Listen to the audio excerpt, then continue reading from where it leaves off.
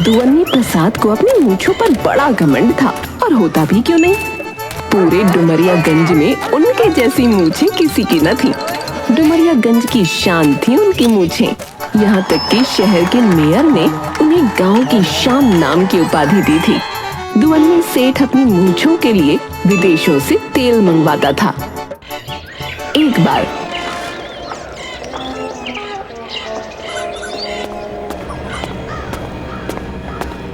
हे राम, अरे गजब हो गया।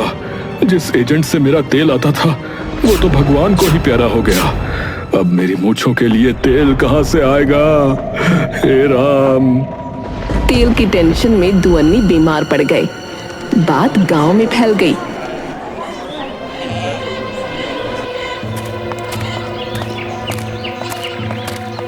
अरे सरपंच जी, कुछ दिन से अपने दुवन्नी ने अन्न त्याग दिया है।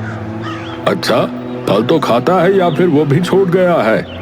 हे राम, क्या हो गया? सब ठीक तो है? लो, सरपंच जी को तो कुछ पता ही नहीं है। अरे सरकार सेठ जी की मूंछों पर बड़ा खतरा मंडरा रहा, खतरा। हाँ, क्या कहते हो? मूंछों पे खतरा? अरे आखिर क्या हुआ है, ठीक से समझाओ मुझे भी। मल्लू ने सारी बात बताई। सरपंच का साला गिरधारी 2 साल बाद जेल से ठगी की सजा काट के आया था, और वही पास में बैठा सब सुन रहा था। जीजा जी, ये सेठ तो बहुत भोला लग रहा है। देख गिरधारी, तू अपना काम कर। ये हमारे गांव का मामला है, हम देख लेंगे, समझा? गिरधारी के दिमाग में सेठ को लूटने के नए नए ख्याल आने लगे। वो बोला, क्या रे मल्लू, पहले क्यों ना बोला? जेल में मुझे मूंछों का तेल बनाने का कमाल का फॉर्मूला मिला है। अब मेरे होते हुए सेठ जी को चिंता करने की कोई जरूरत नहीं है, समझा?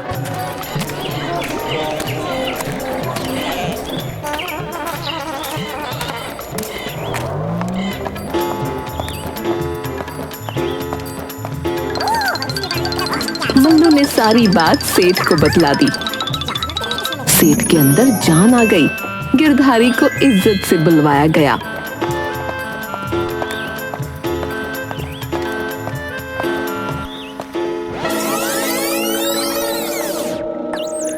नमस्ते सेठ जी, आपने मुझे बुलाया? आओ आओ गिरधारी। क्या ये बात सच है कि तुम्हारे पास मूंछों की सेहत के लिए बनने वाले तेल का फॉर्मूला है? अरे हाँ सेठ जी, बिल्कुल है। 16 आने सच बात है ये। ऐसी मूछें आएंगी आपकी, ऐसी मूछें आएंगी कि लोग झूला झूल लेंगे आपकी मूछों पे। पर एक बात है, आप वो तेल ना बनवा ना पाएंगे, खर्चा बहुत है उसका। अरे तूने मुझे समझा क्या है रे? तू बता कितना खर्चा होगा? सेठ जी, जड़ी बूटी मिल गई तो 1 रुपया भी नहीं, लेकिन ना मिली तो लाखों का खर्चा, लाखों का बता रहा हूँ। क्यों रे गिरधारी, ये मूंछों का तेल है या सोने का? सेठ जी, ये जो ठग है ना, ये 2 दिन पहले ही जेल से छूटा है। इस पर भरोसा कैसे कर सकते हैं? अरे क्या बताऊं मुखिया जी, मूंछों के बाल झड़े जा रहे हैं। ध्यान नहीं दिया तो किसी को मुंह दिखाने के लायक नहीं रहूंगा। अरे ये अपनी खेती है, जब दिल चाहे उगा लेना। बोलो गिरधारी, क्या क्या चाहिए बोलो। अरे सेठ जी, बस बीच शहर में एक कमरा हो जहां से काम शुरू कर सके। लेकिन बीच शहर में ही क्यों? दूसरे के पैसे पर ऐश करना चाहता है बदमाश। अरे भैया, शहर के बीच में रहेंगे तो जो चाहिए आराम से मिल जाएगा। मूंछों का तेल बनाना कोई हंसी मजाक का खेल थोड़ी हो रहा है। लेकिन सेठ जी, अब तो हमारे नाम से खरीदो कमरा, वरना सब ताना देंगे कि दूसरे की जायदाद पर काम कर रहा है। चल हो जाएगा ये सब, आगे बोल। तेल बनाने में लगेगा क्या? बस सेठ जी, कमरा हो लिया तो कमरे में बीवी बच्चों की गुजर बसर की सुविधा हो जाए तो निश्चिंत हो जाएंगे। फिर कल ही सामान खरीदने निकल जाऊंगा। परिवार सुरक्षित तो फिर काम में भी मन लगे ना। अरे सेठ जी, ये 1 नंबर का बदमाश है। देखो कैसे अपने परिवार के पालन का मुफ्त में जुगाड़ फिट कर रहा है, समझिए। सेठ जी, अगर विश्वास नहीं है तो छुट्टी दो। मुझे कई शहरों से बुलावे आए हैं तो मैं वहां चला जाता हूँ। अरे नहीं नहीं, तू काम शुरू कर। कल तेरा परिवार तेरे ही घर में रहेगा। शहर के बीचों बीच, और उन्हें खाने पीने की कोई परेशानी नहीं होगी, तो तू काम शुरू कर बस। अरे सेठ जी, एक बार अपने घर में बीवी बच्चों को सुख से रहता देख लूं तो फिर चल जाऊं। ठीक है, शाम को ही तेरा सारा काम हो जाएगा। फिर तू जल्दी से जल्दी सामान लाने निकल जाना, समझा?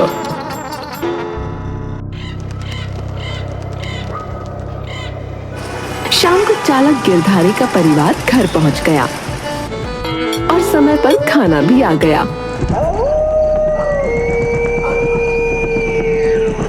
2 दिन बीत गए। क्यों रे गिरधारी, अब किस बात का इंतजार है? तेरी सब व्यवस्था तो हो गई।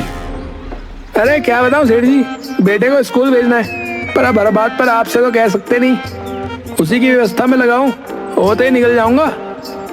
अरे मेरी मूंछों के बाल रोज कम हो रहे हैं, मैं सब करवा लूंगा।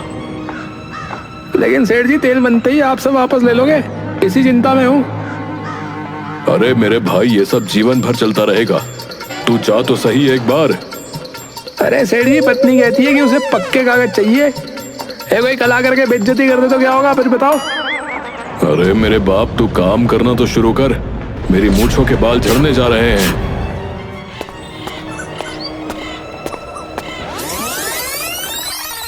कुछ दिनों बाद गिरधारी सेठ जी से बोला, अब क्या कहूँ सेठ जी, शहर के बीचों बीच इतना शोर है कि कोई काम करते नहीं बन रहा है। मुझे तो लगता है आपकी कोठी में ही मूंछों का तेल बनाने का काम शुरू करना पड़ेगा।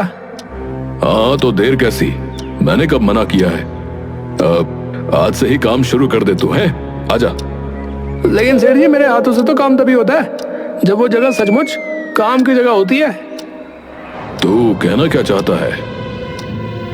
मैं चाहता हूँ कि आपकी कोठी पे तेल निर्माण वाली कंपनी का बोर्ड लगवा दिया जाए, ताकि मैं मन लगाकर काम कर सकूं, समझे? मरता क्या न करता, सेठ ने गिरधारी को इसकी भी परमिशन दे दी। गिरधारी ने शहर के बीचों बीच एक बोर्ड लगवा दिया, गिरधारी मस्त मौलाजी प्राकृतिक मूंछ तेल निर्माण अनुसंधान केंद्र एवं बाल रक्षा संगठन। अब गिरधारी ने सेठ से कहा, अरे सेठ जी, कितना बड़ा दिल है आपका। इस बोर्ड को देखकर न जाने कितने बिना मूंछों वाले लोग यहाँ आ रहे हैं और आपको दुआएं दे रहे हैं। जितनी दुआएं मिलेंगी उतनी जल्दी आपका काम भी हो जाएगा। सेठ जी, अब एक एनजीओ भी खोलना पड़ेगा जो मूंछ विहीन लोगों की मदद करे। मूंछ विहीनता एक सामाजिक कलंक है। तू जो कहे गिरधारी, मेरे मूंछों का परोपकार हो रहा है तो सब मंजूर है। गिरधारी ने एनजीओ खोल लिया, सेठ ने सारा फंड दे दिया और गिरधारी ने उसे एक नकली प्रेस कॉन्फ्रेंस में मुख्य संरक्षक घोषित कर दिया। कुछ दिनों बाद सेठ जी ने देखा कि गिरधारी सर पकड़कर बैठा है। सेठ जी घबराए हुए बोले, क्या हुआ गिरधारी, तू ऐसे क्यों बैठा है? सब ठीक तो है? तेल ठीक से बन रहा है? गिरधारी ने सेठ से कहा, सेठ जी, तेल की असली जड़ी बूटी तो उसी मिट्टी में उगती है जहाँ पंछी नेचुरल गीत गाते हो और गाय गौमूत्र देती हूँ। अब भला बताइए, मैं शहर में ऐसी जगह कहाँ से लाऊं और आपको कितना परेशान करूं? वैसे तो आपके फार्म हाउस में जड़ी बूटियां उगाई जा सकती है, लेकिन आप पहले ही कितने मदद कर चुके हैं। अरे तो फिर मेरे फार्म हाउस पर उगा ले भाई। अरे नहीं सेठ जी, फार्म हाउस तो आपके नाम पर है, ऐसे नहीं चलेगा। ऐसे छोटे छोटे उद्योगों के लिए सरकार से सब्सिडी मिलती है, वो मेरे ही नाम पर मिलेगी, तो फार्म हाउस आपको मेरे नाम पर करना होगा, अगर आपको विश्वास हो तो। अरे बेटा, ये मूंछें मेरी इज्जत है, बस ये बच जानी चाहिए, मुझे इससे ज्यादा कुछ भी नहीं चाहिए। सेठ ने फार्म हाउस भी गिरधारी के नाम कर दिया। गिरधारी का पेट इतने से भी न भरा।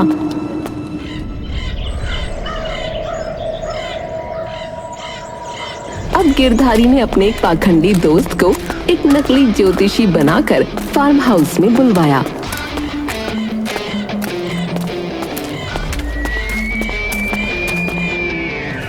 सेठ जी, जल्दी कीजिए, ये तो वही ज्योतिषी हैं जिन्होंने जो भविष्यवाणी की वो पूरी होती है। मैंने जब इससे आपकी मूंछों के बारे में बात की तो इन्होंने कहा कि जो भी समस्या है वो आपको ही बताएंगे। अरे महाराज, देर मत कीजिए, जल्दी बताइए, मेरी मूंछों पर कौन सा कहर ढा गया है? देखो बच्चा, ज्यादा बोलने की आदत तो है नहीं। हमने देखा है आपकी मूंछों पर वक्र तेल दोष है। इसका निवारण तभी होगा जब आप अपनी संपत्ति किसी योग्य मूछ प्रेमी ब्राह्मण के नाम करें।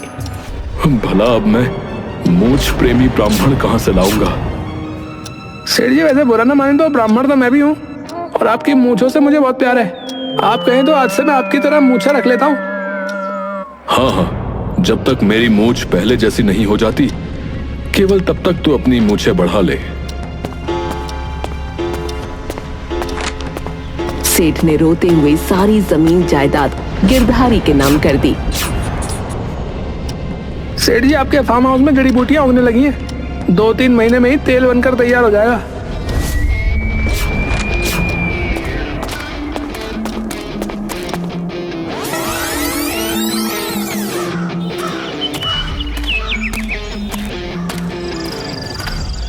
ओ सेठ जी, मूछों वाला तेल तैयार हो गया है, लेकिन दाम ज्यादा है। लेकिन गिरधारी, मेरे पास तो जो कुछ था सब कुछ पहले ही तुझे दे चुका हूं। अब मेरे पास देने को कुछ भी नहीं बचा। ऐसी बात नहीं है सेठ जी, आप चाहे तो आपके पास एक ऐसी चीज है जिसे आप गिरवी रख सकते हैं। अरे तू ही बता दे क्या बचा है मेरे पास। अरे आपकी बच्ची खुशी है मूछें। सेठ जी ने आप देखा न ताप और मूछें काट कर गिरधारी को सौंप दी और तेल की बोतल लेकर सोचने लगे। अरे अब इस तेल का क्या करूंगा जब मेरी मूछें ही नहीं रही।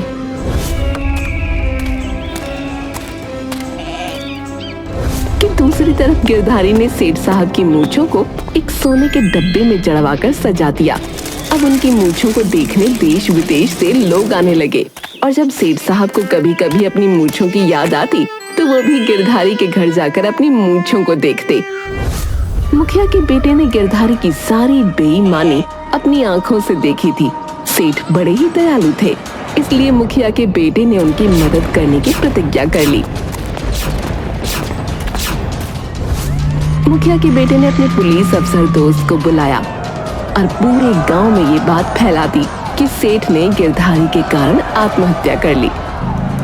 पुलिस वाले गिरधारी को पकड़ कर ले गए और उन्होंने गिरधारी को जेल में बंद कर दिया।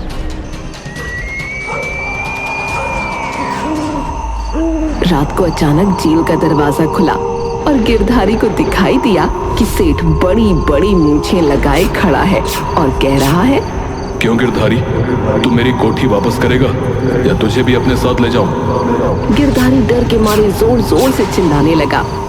अरे बचाओ बचाओ, अरे सेठ भूत बन गया। पर किसी ने उसकी बात न मानी।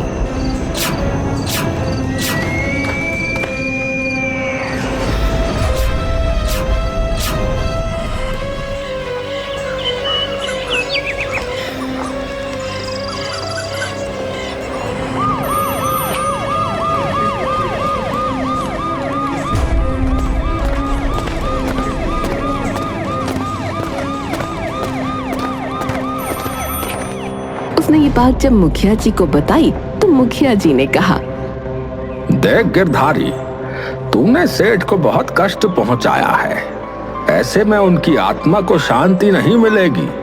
शहर के बाहर से एक सिद्ध बाबा आए हुए हैं, जा उनसे उपाय पूछ, वही तुझे राह दिखाएंगे।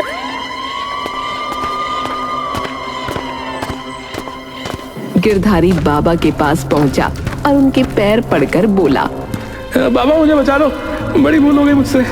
मैंने अपने जीजा सरपंच साहब से शर्त लगाई थी कि मैं सेठ का सारा कारोबार हथिया लूंगा, क्योंकि वो सेठ साहब को बहुत दयालु समझते थे और कहते थे कि सेठ को कोई धोखा नहीं दे सकता क्योंकि भगवान उनकी रक्षा करते हैं। लेकिन अब देखिए, सेठ तो इस दुनिया से चला गया, लेकिन उसकी आत्मा मेरे पीछे पड़ गई है। देखो बेटा, सेठ अपनी मूछों को दुनिया में सबसे ज्यादा प्रेम करता था। तूने अपने धोखे और प्रपंच से उनकी जमीन जायदाद के साथ साथ उनकी मूछें भी हथिया ली। अब तो तुझे बहुत बड़ा त्याग करना पड़ेगा, तभी जाकर वो तुझे छोड़ेंगे, अन्यथा। बाबा मैं सब कुछ करने के लिए तैयार हूँ, बस मुझे सेठ जी से बचा लो। एक एक करके तुझे सेठ जी का सारा सामान, सारी जायदाद वापस करनी होगी। लेकिन महाराज, अगर मैं ऐसा करूंगा तो बाल बच्चों के साथ कहाँ रहूंगा? मैंने तो आज तक कोई काम भी नहीं किया। सेठ की कोठी में नौकर की तरह काम कर, मालिक की तरह नहीं। सेठ के फार्म हाउस में मालिक की तरह काम करना भूल जाओ और सारी चीज वापस सेठ जी के नाम कर दे। लेकिन सेठ जी तो अब इस दुनिया में है ही नहीं बाबा। मूर्ख, मुझसे बहस करता है? तो फिर ठीक है, अगली पूर्णिमा में सेठ की आत्मा तुझे भी फांसी दे देगी। वो देख, सामने सेठ की आत्मा दिखाई दे रही है। जा, अपने हाथों से उसे मूंछ का तेल लगा। जब तक कि मूंछें उनके शरीर पर वापस ना आ जाएं, तब तक तुझे रोज ये काम करना होगा। लेकिन मुझे तो मूंछों का तेल बनाना भी नहीं आता। मैं तो ये सब सेठ को धोखा देने के लिए कर रहा था। ये सब मैं नहीं जानता। अगर सेठ की आत्मा की मूंछें वापस नहीं आई तो तुझे कभी मुक्ति नहीं मिलेगी। बाबा की बात सुनकर गिरधारी शहर गया और वहां से सबसे महंगा मूंछें उगाने वाला तेल ले आया और फिर रोज बाबा की गुफा में जाकर सेठ की आत्मा को मूंछों का तेल लगाने लगा। कमाल की बात थी, देखते देखते आत्मा की मूंछें निकलने लगी। गिरधारी ने सेठ की फैक्ट्री, कोठी और सारी संपत्ति वापस सेठ के नाम करके बाबा की पूजा में रखी। लेकिन अभी भी रोज रात को सेठ की आत्मा उसके सामने आकर उसके किए हुए कर्मों की याद दिलाती थी। 2 महीने हो गए। पूर्णिमा आने पर साधु महाराज ने गिरधारी को बुलाया और बोला, आज हम सेठ की आत्मा में प्राण डाल देंगे और सब कुछ पहले की तरह हो जाएगा, परंतु इसके लिए तुझे अपनी मूंछें हवन में दान करनी होंगी। गिरधारी को समझ में कुछ नहीं आया। बाबा वाला सेठ में प्राण कैसे वापस आ सकते हैं? इतने दिनों में जो कुछ भी कमाया था सब कुछ सेठ को वापस कर दिया। मेरे पास तो फूटी कौड़ी भी नहीं बची है। बची है तो ये मूंछें। अगर ये भी चली गई तो मैं किसी को मुंह नहीं दिखा पाऊंगा। सब लोग मुझे मूंछ वाला गिरधारी बुलाते हैं। तुम्हारी मर्जी। अगर तुमने मूंछें सेठ जी की आत्मा को नहीं दी तो तुझे मुक्ति नहीं मिलेगी। गिरधारी ने रोते रोते अपनी मूंछें काटी और सेठ जी की आत्मा के पैर पर रख दी। अचानक सेठ जी की आत्मा उठी और गिरधारी के चेहरे पर जोर से थप्पड़ मारते हुए बोली, आज से तुझे सब धोखेबाज मूंछ मुंडा गिरधारी बुलाएंगे। ये क्या सेठ जी, आप जीवित हैं? मुखिया के बेटे ने अपने साधु का भेष उतारते हुए कहा, तुम क्या समझते हो केवल तुम ही सबको धोखा दे सकते हो? धोखेबाज का हाल क्या होता है? सेठ साहब को तो सब कुछ वापस मिल गया, उनकी संपत्ति भी और उनकी मूंछें भी। तुम्हारे पास जो बची कुची इज्जत थी वो भी चली गई। अब तुम्हारे लिए यही बेहतर है कि यहाँ से 9-2-11 हो जाओ, वरना तुम्हारे टुकड़े भी किसी को नहीं मिलेंगे। सेठ साहब ने मुखिया के बेटे को गले से लगा लिया।